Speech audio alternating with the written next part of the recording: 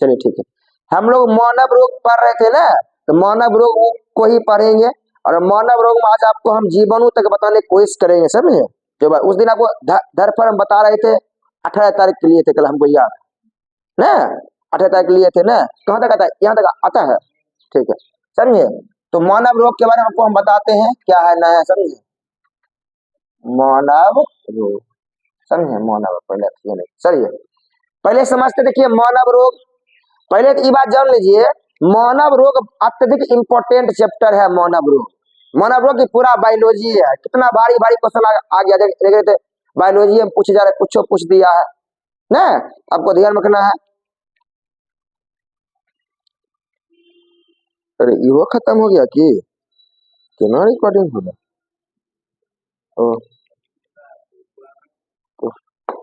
लाहे हो गया अनिफा, फिर चार बात बोल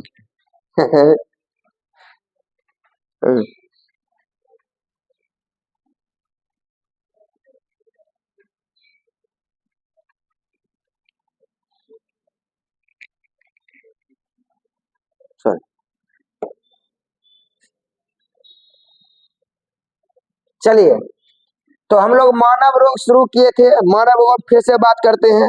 अगर आप बोलिएगा सर इससे क्वेश्चन आया था, पिछला साल दरोगा मेंस में क्वेश्चन आया हुआ, समझे। पिछला साल जो था पेलग्रा रोग जो है किस विटामिन से होता है, समझे, तो रोगे न हुआ, तो विटामिन रोग बढ़ता है तो न, तो आपको पढ़ना है विटामिन B3 न, तो ई क्वेश्चन कभी आया हुआ तो इस पर है। पहले समझते थे कि मानव रोग किसको बोलते हैं, नहीं बोलते, पहले बात समझते। देखिए पहले देखिए, रोग का अर्थ क्या है। रोग, कोई बोले रोग या डिजीज मतलब क्या होता है, जब मनुष्य का शरीर समान रूप से कार्य ना करे, जब मनुष्य का शरीर समान रूप से कार्य ना करे, माने अब नॉर्मल हो जाए। एक होता है नॉर्मल, जना अभी है ठीक है, भोरे उठे हैं, खाए पिए हैं, आ गए, पढ़ाए हो रहा है, वॉकिंग हुआ, ये नॉर्मल चीज है। भोरे उठे, पता चला बुखार धर लिया, टेम्परेचर 37 था, हो गया 39 ना, कुछ होने लगा है ना, तो क्या अब नॉर्मल हो गया। या हाथ था, हाथे टूट गया, हाथ कम करना है, अति कर गया, हाथे उठे नहीं रहा, अब नॉर्मल नहीं हुआ, पहले नॉर्मल था, सब कम करे थे। मतलब असमान रूप, मतलब ये होता है समान रूप, मैंने समान रूप से कार्य ना करे, समान रूप से कार्य ना करे। जब मनुष्य का शरीर समान रूप से कार्य ना करे, उसे हम लोग क्या बोलते हैं, रोग बोलते हैं। अब उसे बोलते हैं डिजीज, क्या बोलते हैं, डिजीज, या इसी बोलते हैं नॉर्मल क्या हो जाना, एब नॉर्मल, क्या हो जाना, एब नॉर्मल हो जाना, इसको बोलते हैं रोग, क्या बोलते हैं, रोग बोलते हैं, ह्यूमन डिजीज। अगर इसको पढ़ने के बाद तब आपको एक बर्मा का लेसन पढ़ना है, समझे, मानव रोग, उस बर्मा में लेसन है हेल्थ एंड डिजीज, नाम क्या नाम है, स्वास्थ्य रोग, मानव स्वास्थ्य और रोग का नाम है, उसको एक बार पढ़ना है। वहां से क्वेश्चन कुछ अगर बनेगा तो बनेगा, बाकी बात कहीं क्वेश्चन नहीं आता। तो पहले याद हुआ ये बात, रोग का अर्थ क्या होता है, रोग का अर्थ होता है जब समान रूप से कार्य ना करे मनुष्य का शरीर, कहते हैं रोग बोलते हैं। लेकिन मानव जो रोग है, समझे, उस पर आगे बढ़ते हैं, कोई भी मनुष्य स्वस्थ है, कोई मनुष्य कभी है स्वस्थ है, कोई मनुष्य अगर स्वस्थ मनुष्य है, हेल्दी है, कभी है हेल्दी है, कभी हेल्दी है, इसका मतलब WHO के अनुसार, WHO के अनुसार कोई मनुष्य तभी स्वस्थ रहेगा जब वो शारीरिक, क्या होगा, शारीरिक, मानसिक, क्या हो गया, और सामाजिक रूप से स्वस्थ हो। ये को याद रखना पड़ेगा। WHO किसको मानता है, शारीरिक, मानसिक और सामाजिक, माने शारीरिक, मानसिक और सामाजिक तीनों रूप से कोई भी अगर व्यक्ति स्वस्थ है, तभी वह क्या होता है, स्वस्थ कहलाएगा, अन्यथा वह स्वस्थ नहीं कहलाएगा, अन्यथा वह स्वस्थ नहीं कहलाएगा। आप देखिए WHO के बारे में पता होगा, कुछ दिन पहले अपने लोग पढ़े थे कि 7 अप्रैल को विश्व स्वास्थ्य दिवस मनाया जाता है, और 7 अप्रैल 1948 ईस्वी को WHO की स्थापना हुई, और WHO का मुख्यालय कहाँ है, जेनेवा में। और टेट्रो साधन बराबर बोलते रहते हैं, टेट्रो साधन कहते हैं, WHO कहते हैं चेयरमैन, इनका के नाम बड़े बड़े चश्मा पहने रहेंगे, बोलते रहेंगे, ये वाला टीवी पर, ये पर कोरोना वाला बड़े उनका प्रेस कॉन्फ्रेंस चल रहा है, रोज प्रेस कॉन्फ्रेंस में बोल रहे हैं टीवी पर, अति कोरोना वायरस वाला पर, ना। तो आपको याद रहेगा, अभी देखिए 3-4 बार फिर बोले, फिर क्वेश्चन आ जाएगा अगला बार के विश्व स्वास्थ्य दिवस तक कब मनाया जाता है। या आपने पूछा कि वर्ल्ड एथलेटिक्स चेयरमैन, अगर आप WHO के चेयरमैन के, किसी से कोई पूछ क्वेश्चन नहीं आएगा, आप कितना याद रख पाते हैं ना। तो टेट्रो असाधन याद रखिएगा। और अभी देखिए हाल फिलहाल में बताए थे, जो कल जो था 26 जनवरी में, उर्सुला वॉन डेर लीन, आपको लगता है याद हो ही गया होगा ना, इस एकदम याद कर लिए। उर्सुला वॉन डेर लीन है यूरोपियन कमीशन के चेयरमैन है, और एंटोनियो कोस्टा यूरोपियन काउंसिल के, दोनों में अंतर है। यूरोपियन आयोग, यूरोपियन परिषद, परिषद में एंटोनियो कोस्टा, आयोग में Ursula von der Leyen. European Union, European Commission, European Commission और यूरोपियन काउंसिल, दोनों का मुख्यालय ब्रसेल्स में है, बेल्जियम की राजधानी। और उर्सुला वॉन डेर लीन जर्मनी की रहने वाली है, और एंटोनियो कोस्टा जो है पुर्तगाल के रहने वाले। आपको नहीं होगा ध्यान में, हमको बोल दिया एंटोनियो कोस्टा पहले पुर्तगाल के प्रेसिडेंट। और आपको बता दे उर्सुला वॉन डेर लीन जर्मनी में जिस समय एंजेला मर्केल चांसलर थी, उस समय उसके विदेश मंत्रालय में काम करती उर्सुला वॉन डेर। तो बाद में इधर आके तो अलग रहेगा। और अभी जर्मनी के चांसलर कौन है? अभी फ्रेडरिक मर्ज। अभी कौन है? Friedrich Merz. इससे पहले ओल साफेल थे ना, ओला साफेल नाम था, और उससे पहले थी एंजेला मर्केल, चांसलर पद होता। तो आपको भारी भारी क्वेश्चन पूछेगा, क्या पूछेगा पता है? पहले पूछेगा उर्सुला वॉन डेर लीन किस देश की रहने वाली है? तो जर्मनी की रहने वाली। खूब भारी क्वेश्चन पूछेगा उर्सुला वॉन डेर लीन जो है किसके समय में मतलब ना मंत्रालय में थी? तो एंजेला मर्केल से कही थे मंत्रालय में काम कर रही थी, विदेश मंत्रालय, डिफेंस मिनिस्टर थी। कौन थी? विदेश मंत्री थी, वित्त मंत्री हम बोल दी थी अभी, हाँ विदेश मंत्री, क्या थी वो? विदेश मंत्री। तो भारी पूछने तो कुछ पूछ देगा वो, पूछ देगा एंटोनियो कोस्टा हाल ही में खबरों में रहे, 26 जनवरी में परेड में आ रहे थे, पूरा हिल डोल कर रहे थे, किस देश के रहने वाले? सब यूरोपियन काउंसिल, ऑप्शन में कहने रहेगा, आंसर क्या? पुर्तगाल।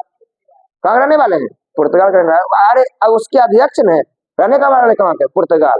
तो ये आपको ध्यान रखना। देखिए ये क्वेश्चन आएगा जरूर, 100% हम बोल अगला कौन परीक्षा, देखिए उसमें क्वेश्चन। तो इतना हुआ याद। 7 अप्रैल को विश्व स्वास्थ्य दिवस मनाया था। 7 अप्रैल 1948 ईस्वी को WHO का स्थापना, इसकी मुख्यालय कहाँ है? जेनेवा में। जेनेवा में टेट्रो असाधन कहते हैं, इसका थी। आगे बात करते हैं, यहाँ तक बात पूछ गए। अब समझते हैं स्वस्थ रहना क्यों जरूरी है। वाई, हम लोग स्वस्थ क्यों रहना चाहते हैं, पहले समझिए क्यों स्वस्थ रहना चाहते हैं। पहला नंबर, कोई भी व्यक्ति स्वस्थ इसलिए रहना चाहता है, या किसी भी देश के नागरिक स्वस्थ रहने से क्या होती है? मनुष्य के अंदर संपन्नता आती है। संपन्नता बुझने आता है ना, रुपया पैसा सब चीज क्या है? संपन्न। मनुष्य में क्या आती है? संपन्नता। क्या आती है? संपन्नता आती है मनुष्य के अंदर में। जीवन प्रत्याशा बढ़ती है। जीवन प्रत्याशा मतलब जीवन अधिक दिनों तक लोग, वहां के देश के लोग जीते हैं, इसलिए स्वस्थ रहना बहुत जरूरी है ना। जन्म दर, मृत्यु दर, समझे सब पर, मृत्यु दर कम होती है। मृत्यु दर और मातृ मृत्यु दर में क्या होती है? कमी आती है। और क्या आती है? मातृ मृत्यु दर में क्या होती है? कमी आती है। क्या कमी आती है, इसलिए लोग स्वस्थ रहना चाहते थे। इजी बात है, आप भी जानते क्यों लोग स्वस्थ रहेगा, इसलिए तो स्वस्थ रहेगा कि क्या मृत्यु दर क्या हो? कम हो। मातृ मृत्यु दर क्या हो? कम हो। बाल मृत्यु दर क्या हो? कम हो। इसलिए रहना कहता है स्वस्थ। लोगों की जीवन प्रत्याशा बढ़े, लोगों में क्या है? संपन्नता है ना, इसलिए रहना चाहिए। अब हम स्वस्थ कैसे रहेंगे? स्वस्थ हम कैसे रहेंगे? स्वस्थ माने कोई भी आदमी स्वस्थ रहने का पहला काम है संतुलित आहार। क्या है? संतुलित आहार। आपको संतुलित आहार, बैलेंस डाइट लेने की कहती है अत्यधिक आवश्यकता है। और बैलेंस डाइट का अर्थ होता है आपके जो है शरीर में सभी प्रकार के पोषक तत्व क्या हुआ? विद्यमान होने चाहिए ना, चाहे जो भी हो, सारे विटामिन उपलब्ध होने चाहिए आपके शरीर में। कार्बोहाइड्रेट, वसा, प्रोटीन ना, विटामिन। इसके अलावा देखिए जल की मात्रा पर्याप्त होनी चाहिए। इसके अलावा देखिए जो हम लोग जिसे बोलते हैं फाइबर लेना कभी है बहुत जरूरी है। तो फाइबर। इसके बाद अगला है व्यक्तिगत। क्या है? व्यक्तिगत और आसपास की सफाई। और आसपास की सफाई, यह बहुत अधिक जरूरी है। माने आप अपनी सफाई रखिए व्यक्तिगत, और अपने आसपास का रखिए, साफ सुथरा रखिए, तभी आप स्वस्थ रह सकते, ऐसे नहीं सकते। आगे नियमित व्यायाम, नियमित व्यायाम, नियमित व्यायाम और योगा, यह आपके शरीर के लिए बहुत कड़ी है, जरूरी है। आपके शरीर में नियमित व्यायाम और योगा करिए बहुत। देखिए हम लोग नहीं जाते हैं दौड़ने के लिए, वो अलग बात है, लेकिन आपको सब दिन हम बोले हैं कि रोज जाइए आप। और देखिए हम लोग अभी जा रहे हैं रोज 15 किलोमीटर रोज जाते हैं, 1-2 किलोमीटर नहीं, झूठ नहीं बोल रहे हैं, मजाक नहीं लेते हैं हम। 7.5 किलोमीटर भोरे, 7.5 किलोमीटर शाम, 7.5 दूनी 14, 1 15 किलोमीटर, 15 भोरे आ गए हैं 6 बजे से पहले, 15 किलोमीटर की नेट थी, समझे या नहीं? तो हमको आपको अभी भी बोलते, कोई भी लड़का लड़की आपके घर के आसपास हो, सबको ले जाइए सुबह सुबह वॉकिंग में। आपको अगर स्वस्थ रहना है तब, नहीं रहना है तो बात ही अलग ना, नहीं रहना है तो बात ही अलग। तो आपको नेम अगला है चुप रहो, अच्छी नींद और आराम। क्या है? अच्छी नींद और क्या चाहिए? आराम होना चाहिए, तभी आप स्वस्थ रह सकते हैं, ऐसे आप स्वस्थ नहीं रह सकते। मैंने आपको एकदम अच्छी नींद चाहिए और आराम, इसे लिख दिए रेस्ट। क्या है? रेस्ट चाहिए, तभी आप क्या रख सकते हैं। मैंने स्वस्थ रहने के लिए सब चाहिए अभी, समझे? क्या चाहिए? संतुलित आहार आपको रोज होना चाहिए स्वस्थ रहने के लिए। आपको व्यक्तिगत और आसपास की सफाई होनी चाहिए। पता चला पूरा खाए पी रहा है, डेंगू घूम रहा है आसपास घर काट लिया, हो गया लाए, फिर तो वही हाल है जो पहले हाल चल रहा था। आगे है नियमित व्यायाम और योगा करना बहुत जरूरी है। देखिए योगा नियमित व्यायाम करने आपके शरीर में जितने भी क्या बोलते ग्रंथियां हैं सब प्रॉपर मात्रा में हार्मोन्स निकलते हैं। जिसमें तनी नहीं निकल रहा है वो निकलना शुरू हो जाएगा, बेसी निकल रहा है कम निकलने लगेगा, मैंने बैलेंस में आ जाएगा, खाना बढ़िया से बजेगा, ऑक्सीजन प्रॉपर मात्रा में आएगा, ब्लड सर्कुलेशन क्या होगा? तेज होगा, हार्ट अटैक कभी आएगा ही नहीं, ब्लड जाते रहेगा, स्पीड जाएगा तो हार्ट अटैक क्या होगा? नहीं आएगा। इसलिए आप ध्यान रखिए। और अच्छी नींद और क्या चाहिए? आराम होना बहुत कड़ी है, जरूरी है। अच्छी नींद चाहिए, रेस्ट लेना चाहिए और आराम होना चाहिए, तभी आप स्वस्थ रह सकते हैं। यह तो बात समझिए, ये कॉमन बात है, सबको पता होना चाहिए कि मानव रोग कहते किसको हैं, WHO के अनुसार रोग किसको बोलते हैं, हमें स्वस्थ रहना क्यों जरूरी है, और हम स्वस्थ कैसे रह सकते, और हम स्वस्थ कैसे रह सकते हैं। अब हम बात हैं किसके बारे में? डिजीज के बारे में या बीमारी के बारे में। देखिए मानव के शरीर में, या ऐसे तो डिजीज जो है अनेकों प्रकार के होते हैं, लेकिन हम लोग चलेंगे अथी में सब्जेक्ट के अनुसार। मनुष्य में बीमारी के जो होते हैं 2 प्रकार होते हैं। क्या होते हैं? बीमारी क्या होते हैं? 2 प्रकार होते हैं। डिजीज क्या होते हैं? 2 प्रकार होते हैं। एक होते हैं जेनेटिक्स, क्या होते हैं? जेनेटिक्स होते हैं। एक होते हैं एक्वायर्ड, क्या होते हैं? Acquired disease. क्या होते हैं? एक्वायर्ड डिजीज, इसको बोलते हैं अर्जित रोग बोलते हैं, समझे? जेनेटिक मतलब अनुवांशिक, अनुवांशिक रोग, अनुवांशिक रोग पहले जानिए, आता है नहीं आता रहा। चलिए सबसे पहले समझते हैं जेनेटिक्स रोग किसको बोलते हैं। देखिए जेनेटिक्स रोग मतलब होता है वैसे रोग जो बच्चों में माता पिता के माध्यम से आते हैं। हमको लगा उस दिन स्पीड में बोल दे, फिर बता देते हैं। वैसे रोग जो बच्चों में उसके माता पिता से आ जाते हैं, या बच्चों के जीन के म्यूटेशन कारण, मैंने जीन में उत्परिवर्तन कारण कोई ऐसा अगर रोग हो गया, उसे हम लोग क्या बोलते हैं? जेनेटिक्स रोग। मैंने इस सब को नहीं होगा ये रोग, या माता पिता को ऑलरेडी हो रहा है तब बच्चे में हो रहा है, या बच्चे के अंदर में जीन के अंदर कोई क्या म्यूटेशन हो जाएगा तब कभी यह रोग धर लेगा, ऐसे क्या रोग या नहीं रखेगा। दूसरी बात देखिए आनुवंशिक रोग का आपको नाम याद रखना पड़ेगा, परीक्षा में यही आता है। आप कलर ब्लाइंडनेस का नाम जरूर सुने होंगे ना, कलर ब्लाइंडनेस नाम, थैलेसीमिया, थैलेसीमिया, थैलेसीमिया हो गया आपको ध्यान में। Sickle cell anaemia, sickle cell anaemia, haemophilia, haemophilia, haemophilia, ये जो भी रोग आपको हम लिखा रहे हैं ना, ये सब रोग परीक्षा में आता है। इनमें से कौन से रोग अनुवंशिक रोग है? विकल्प में खोजिएगा कहाँ ये सब बात लिखा है। या आजकल तो हमने विकल्प बनने लगा, वही पागल हो गया था, हम की करें बताए। यानी विकल्प पहले हो जाता है वो भूल जाता है, विकल्प 2-4 मारे कि 4-3 मारे ना, 1-2-3 मारे, समझे? 20 साल पहले यूपीएससी में यह क्वेश्चन आता था, यूपीएससी में यह पूछता है पढ़ाई नहीं आता तो वो सब बात ये सब पूछा लगा, उसका छोड़ का बाद नहीं ये सब पूछा लगा। समझे। पहले यूपीएससी में ना आता 2001 2003 2004 5 महीने का क्वेश्चन आता था यूपीएससी वाला क्वेश्चन। तो कलर ब्लाइंडनेस हो गया, थैलेसीमिया हो गया, सिकल सेल एनीमिया हो गया, हीमोफीलिया हो गया। इसके अलावा देखिए 3 रोग का नाम और जान लीजिए।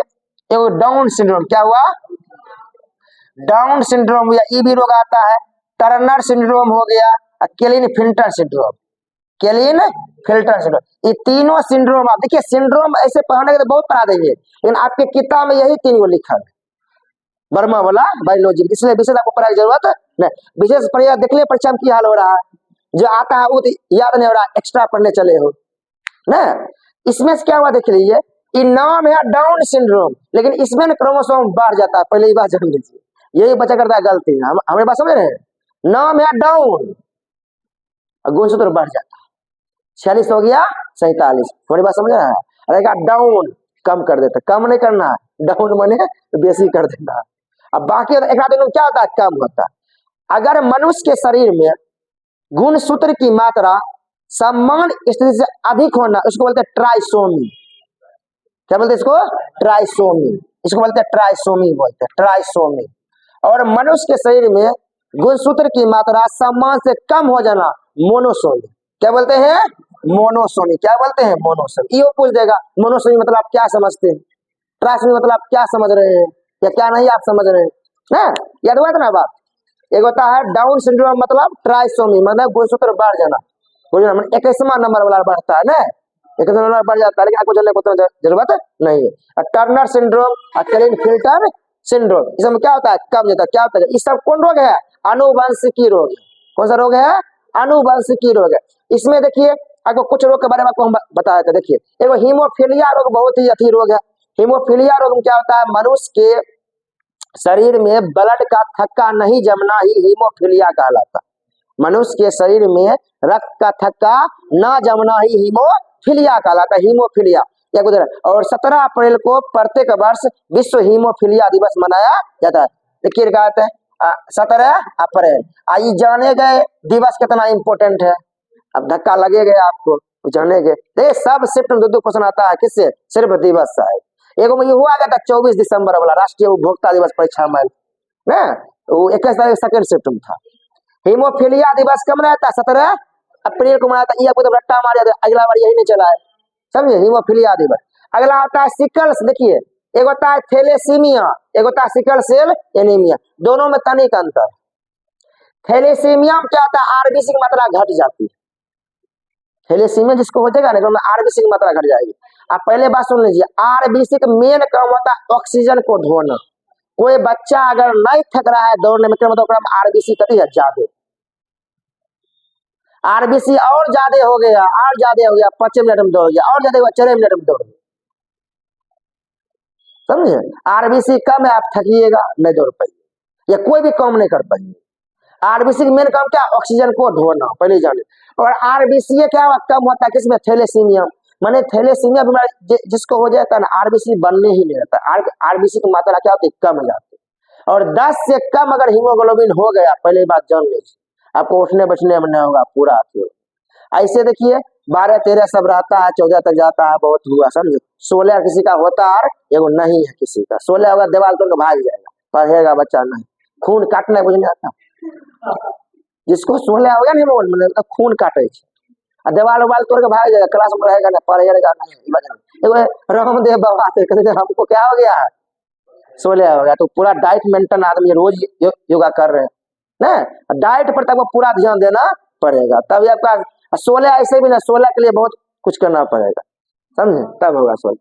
तो थैलेसीमिया में नहीं बनता। सिकल सेल एनीमिया क्या होता है, आरबीसी बनता तो है, लेकिन आरबीसी का आकार हसुआ आकार का होता है, मुस्लिम वाले चांद के आकार का हो जाता है। चांद तो बंटवारा होले है, तो मुस्लिम वाला चांद होता है आधा, ईद वाला चांद, ईद वाला चांद की तरह क्या होता है, हो जाता है, याद रखिएगा, सिकल सेल एनीमिया। और कलर ब्लाइंडनेस सबको पता होगा, कलर ब्लाइंडनेस रंगों में आपको पता नहीं चलेगा कौन रंग है। और अधिकतर ये आपको देखिएगा तो लाल और हरा, हाँ लाल हरा अधिकतर आपको देखने के लिए अति है ना, ट्रैफिक में रहता है रिले वाला। हाँ सुन लीजिए बात, ये सब बीमारी के कोई इलाज भी उपलब्ध नहीं है, पहले यो बात जान लीजिए, मतलब ये सब बीमारी धर लिया उन्हें रख लीजिए, जिंदगी भरी बीमारी धारण नहीं रहेगा। अगर कलर ब्लाइंडनेस हो गया ना तो आपको सीधा बाहर कर देता है, आपका उसका कोई उपाय नहीं है, कोई पर भी काम नहीं करे। रेलवे है मगर कलर ब्लाइंडनेस को धर लिया, चेक में पकड़ा गया, कुछ कर लीजिए नौकरी में। आर्मी में तो आर नहीं, अब पूरा भारत में सबसे अधिक चेक कहाँ होता है? आर्मी में चेक होता है। आर्मी तो चेक कहीं हो भी नहीं करता, इतना चेक करता है, इतना चेक, कुछ कहना है मुश्किल, सब बीमारी निकाल देगा। जो धरने हो रहे वो निकाल कर रख देगा। एक से एक डॉक्टर रहता है आर्मी वाला, समझे? ये सब कम होता है, बिहार में कुछ चेक नहीं होता है, समझे? दवा पर कुछ चेक नहीं होता है। अब जाओ भाई, अब कोई ट्रेनिंग फ्रेनिंग कुछ नहीं होता, लेफ्ट राइट लेफ्ट राइट किया जाओ हो गया। समझे? ट्रेनिंग होता है ना पुलिस में, दिल्ली पुलिस को होता है, दिल्ली पुलिस ट्रेनिंग आर्मी की तरह होता है। पहले जाइए, छलांग मारेगा, पकड़ा, धान धान बच्चों कहाँ जाइए, देखा दूध हर बजे, समझे? हाँ, दिल्ली पुलिस बहुत स्ट्रिक्ट होता है। दिल्ली पुलिस में बन गया SI, जिंदगी सोच, समझा? अगर रुतबा चलता है दिल्ली पुलिस का, समझे? चलिए, याद हुआ इतना बात, ये बढ़िया से एकदम ध्यान रखिए। Colour blindness, thalassaemia, sickle cell. एक बात और याद रखिए, 2047 तक हमारी सरकार बोली है कि सिकल सेल एनीमिया करें, समाप्त कर दे। ये पूछ देगा सिकल सेल एनीमिया कब तक समाप्त करने का लक्ष्य रखा गया? 2047 तक, ये आपको याद रखना पड़ेगा। 2047 तक लक्ष्य रखा गया है। बाकी बात आ गया तो एक्वायर्ड डिजीज। देखिए, एक्वायर्ड का अर्थ है जो बाहरी वातावरण से हम रोग को लेते हैं, मतलब वह रोग जो मनुष्य के शरीर में पहले से नहीं था। मनुष्य या बच्चे का जन्म होने के बाद, धरती पर आने के बाद बाहरी वातावरण से इस रोग को लिया गया। ये टाइफाइड हो गया, टिटनेस हो गया, पीलिया हो गया, कालाजार हो गया, एड्स हो गया, काली खांसी हो गया, कुछ भी रोग हो गया, ये सारे रोग क्या होते हैं? एक्वायर्ड डिजीज या अर्जित रोग। और एक्वायर्ड डिजीज होते हैं दो तरह के, एक होते हैं इन्फेक्शियस, एक होते हैं नॉन इन्फेक्शियस। रहेगा इन्फेक्शियस और नॉन इन्फेक्शियस डिजीज। देखिए, इन्फेक्शियस को बोलते हैं संक्रामक रोग, क्या बोलते हैं? संक्रामक रोग। नॉन इन्फेक्शियस को बोलते हैं असंक्रामक रोग, क्या बोलते हैं? असंक्रामक रोग। पहले ये जान लीजिए, ये भी क्वेश्चन यहाँ ये बता, इनमें से कौन संक्रामक रोग है, इनमें से कौन संक्रामक रोग नहीं है, ये पूछ देगा। और आज 3-4 देगा तब आंसर होगा 2 और 3 दोनों कहते हैं असंक्रामक रोग है ना। तो पहले समझते हैं असंक्रामक, जो अपना भी पढ़ना नहीं। असंक्रामक रोग कहते हैं वैसे रोग जो बाहरी वातावरण में हवा, किसे? हवा, पानी, जल या एक आदमी दूसरे आदमी के संपर्क में आने से ना फैले। मैंने हवा में उसके जीवाणु घूम रहे हैं, नहीं फैलेगा। हवा, जल, भोजन या एक दूसरे के संपर्क में आने से ना फैले, उसे बोलते हैं असंक्रामक रोग। जो भी रोग विटामिन की कमी से होती है वो सारे रोग असंक्रामक रोग होते हैं। इसको पकड़ने का सबसे अच्छा नियम किसे होता है? विटामिन। विटामिन ए हो गया रतौंधी, असंक्रामक रोग। विटामिन बी हो गया बेरी बेरी, असंक्रामक रोग। विटामिन सी हो गया अस्कर्बी, असंक्रामक रोग। विटामिन डी हो गया रिकेटस, असंक्रामक रोग। विटामिन ई हो गया बांझपन, असंक्रामक रोग। रतौंधी अगर किसी को हो गया तो हवा मुड़ेगा नहीं, रतौंधी जब ओकरो लेगा था, समझा रहा? मुझे खाइए पीजिए, कोई दिक्कत वाली बात नहीं है, रतौंधी आपको नहीं होगा। और आपके शरीर के अंदर में विटामिन ए की कमी जहिया हो जाए वहिया धरेगा। अभी तो गाजर मिला, जब तक गाजर मिला तब तक रोज खाइएगा गाजर, आपको हम सलाह दे रहे हैं। फिर गाजर मिलना बंद हो जाएगा तो रोज खाइए, समझिए? अभी जब तक मिला तब तक खाइएगा गाजर। ये बुझने आया?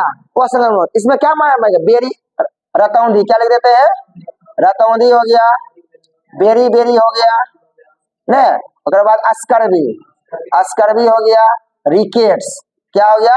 मरासमस हो गया, बांझपन हो गया, ये सब जो बीमारी होती है कभी असंक्रामक रोग होते हैं। सुनिएगा बात और बात, अस्थमा कभी है असंक्रामक, कैंसर कभी है असंक्रामक रोग। सुन पे समझिए, रट्टा मार याद कर लिए, कैंसर असंक्रामक, आपको लगेगा कि संक्रामक, अब आपको क्या लगेगा? संक्रामक है, लेकिन है कभी वो असंक्रामक, रट्टा मार याद कर लिए। कैंसर क्या है? वो असंक्रामक, ये एक दूसरे फैलता नहीं, खा ले। हाँ, अस्थमा कभी असंक्रामक रोग, पहली बार रट्टा मार याद कर लिए। एनसीईआरटी के विकल्प अथीम है, एग्जाम्पल में एनसीईआरटी वाला लिखा, अस्थमा कभी है वो असंक्रामक रोग है। कैंसर क्या है? असंक्रामक, करिए असंक्रामक। कैंसर अगर किसी को होला ना, फैलता नहीं है किसी। हाँ, अगर आपको भी धर्म लिट्टी समोसा जब बाहर मिल रहा है, खाइए पीजिए, देखिए धरेगा आपको अगर धरवाना है तो इजी उपाय है, कोई बड़ा उपाय है नहीं, है ना।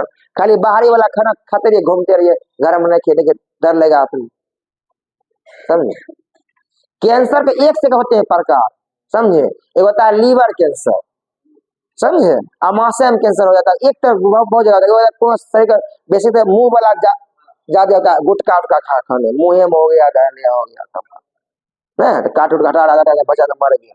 हाँ हाँ, समझे, तो मुंह में तो बहुत लोग हो जाता है ना, समझिए। तो एग्जाम्पल रखने रहता है, समझे। उसके बाद बहुत सारा प्यार में हो जाता है, प्यार में हो गया तो प्यार तो काट देता है तो ठीक हो जाता है, हाथ में हाथ काट देगा ठीक हो जाए, ये उपाय, लेकिन हाथ कटवाना पड़ेगा, ये सब तो बहुत ही अति होगा, समझे, सब बड़ी। चलिए देखिए, कैंसर इसलिए खतरनाक है, कैंसर के जो होते हैं जीवाणु वो बहुत ही हाई होते हैं, वो एकदम मरते ही नहीं, हाई टेम्परेचर फिर भी नहीं मरेगा, वो मरता ही नहीं, समझे, मरता ही नहीं। बस कैंसर वाला में कौन कीमोथेरेपी टेस्ट किया जाता है, कीमोथेरेपी दिया जाएगा आपको। कीमोथेरेपी मतलब कुछ नहीं होता, वही क्या बोलते हैं, गरम गरम करके, हाँ थरथराता गरम रहेगा पूरा, इससे क्या होता है, खून की कमी होता है, फिर खून जाकर फिर कीमोथेरेपी मारता है, उसको गरम करता है, तो कीमोथेरेपी हम तो उतना नहीं जानते हैं, लेकिन कीमोथेरेपी खाली पता कैंसर में होता है। अगर बाद आपको बाल ताल सब उड़ जाएगा, बहुत देखिए आसपास में ना कीमोथेरेपी कराएगा। और छोड़िए, आप मनीषा कोइराला का देखे होंगे, कैंसर हो गया तो बाल उड़ गया था, सोनाली बेंद्रे को हो गया था तो उसका बाल उड़ गया था, पूरा बाल गंजा हो जाएगा, तब फिर से बाल हुआ देखा जाए। हाँ एक्ट्रेस में लगे थे, क्या तुम्हारा पड़ोसी की बात कर रहे हैं, कहता है एक्ट्रेस में बात। आरो मनीषा कोइराला क्या चिन्हेगा, तुम्हारे गाँव वाला मनीषा को चिन्हेगा, तभी बता, नेपाल वही था, क्या बोले। चलिए अब आते हैं संक्रामक, किस बात है, संक्रामक रोग पर। देखिए वैसे रोग जो मनुष्य के शरीर में हवा, पानी, भोजन या एक दूसरे के आदमी में संपर्क आने से फैलता, उसे हम लोग क्या बोलते हैं, संक्रामक रोग। इसके अलावा जो भी आप रोग सुने हैं, जना देखिए, जीवाणु से होने वाले रोग, कौन रोग, जीवाणु से होने वाले रोग, विषाणु से होने वाले रोग, प्रोटोजोआ से होने वाले रोग, प्रोटोजोआ से होने, कृमि से होने वाले रोग, कृमि से होने वाले रोग, समझे। जो भी रोग आप सुन रहे हैं ना, इस सब रोग क्या होते हैं, संक्रामक रोग होते हैं ना। आप टीबी सुने हैं, टेटनस सुने हैं, काली खांसी सुने हैं, प्लेग सुने हैं, डिप्थीरिया सुने हैं, सिफिलिस सुने हैं, गोनोरिया सुने हैं, ट्रेकोमा सुने हैं, जो भी सुने हैं, सब रोग क्या होता है, जो वैसे रोग जो जीवाणु, विषाणु, प्रोटोजोआ और कृमि के द्वारा रोग होते हैं, समझे। या ये फंगस भी नहीं देते, करें फंगस और फंगस जो भी रोग होते हैं, फंगी जिसको बोलते हैं, फंगस जो रोग होते हैं, उस सब लोग क्या होते हैं, संक्रामक रोग, क्या होते हैं, संक्रामक रोग। इतना समझ में आया। अब हम पढ़ेंगे, आप अपना पढ़ना है सिर्फ कौन रोग, संक्रामक रोग पढ़ना, ये रोग नहीं पढ़ा, ये रोग विटामिन वाला पढ़ा, जिसमें पढ़ेंगे ना विटामिन नहीं, तकनीक पता विटामिन की कमी से कौन सा रोग होता है, कैसे होता है, नहीं होता है, क्या करना है क्या नहीं करना, अभी नहीं पढ़ना है। बिट्टू आया है,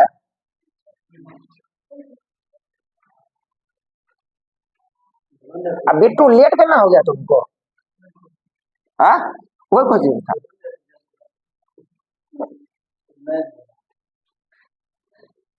चलिए अब सबसे पहले आज हम बात करेंगे जीवाणु से होने वाले रोग। क्या बात करेंगे, जीवाणु से होने वाले रोग, जीवाणु से होने वाले रोग के बारे में बात करेंगे और इसी के बारे में डिटेल अध्ययन करेंगे, समझिए।